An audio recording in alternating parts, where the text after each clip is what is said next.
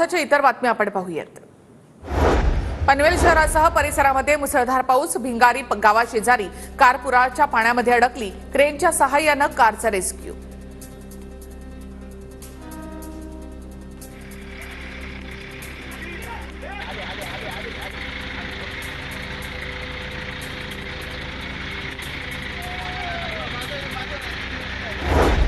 कल्याणमधील अशोकनगर परिसर जलमय। वालधुनी नदी किनारी असलेल्या अशोकनगरमधील घरं पाण्याखाली। घरांमध्ये पाणी गेल्यामुळे मोठं नुकसान।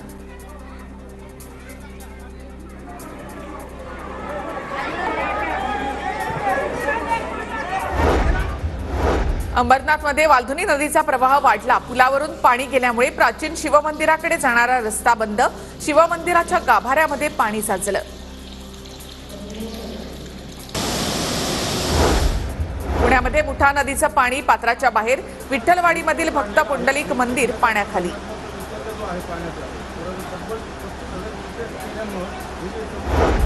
पुण्यामध्ये पावसाचा कहर। ओंकारेश्वर मंदिर पाण्याखाली। मंदिराच्या गाभाऱ्यासह परिसरामध्ये पाणीच पाणी।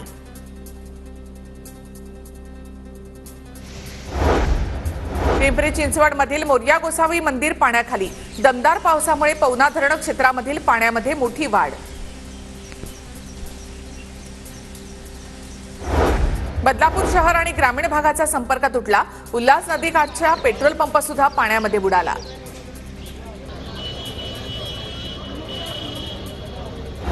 बदलापूरमध्ये उल्हास नदीला पूर। आपत्कालीन परिस्थितीमध्ये एनडीआरएफची टीम बदलापूरमध्ये तैनात। कल्याण, डोंबिवली, बदलापूरमध्ये मुसळधार पाऊस। बदलापूर जवळील भारत कॉलेजच्या समोरील रस्ता पाण्याखाली। उल्हास नदीला पूर आल्यामुळे सखल भागामध्ये पाणी साचलं।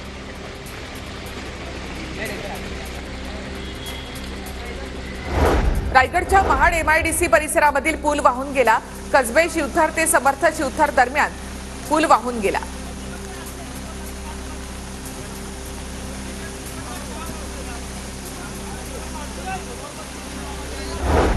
महाडमधील सावित्री नदीच्या पाणी पात्रामध्ये वाढ। सकाळपासून मुसळधार पाऊस सुरू असल्यामुळे दासगाव परिसरापर्यंत पाणीच पाणी। नदीकाठच्या गावांना सतर्कतेचा इशारा।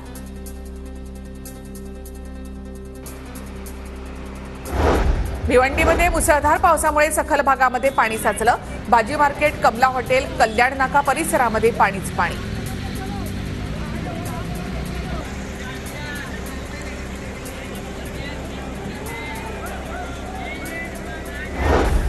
कोल्हापूरमध्ये राधानगरी धरण 100% भरलं।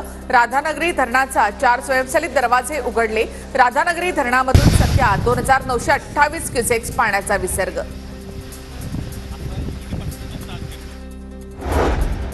मुंबईतील तलावांमध्ये पाणीसाठा वाढला। 7 पैकी 4 तलाव ओव्हरफ्लो।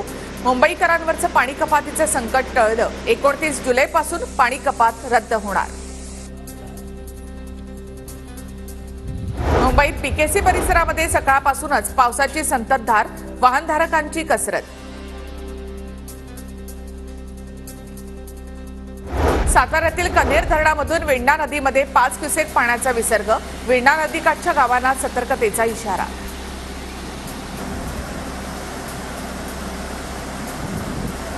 साताऱ्याच्या वाई तालुक्यामध्ये पावसामुळे घराची भिंत कोसळली। भिंत कोसळण्याची घटना मोबाईल कॅमेऱ्यामध्ये कैद।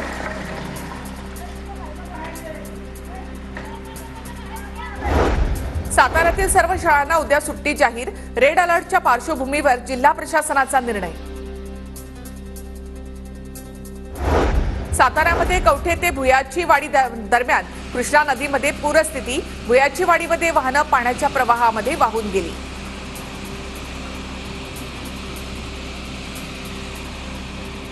साताऱ्यातील मर्ढे गावाच्या पुलावरून कृष्णा नदीचं पाणी। वाहतूक बंद झाली। पाण्यातून प्रवास न करण्याचं प्रशासनाचं आवाहन।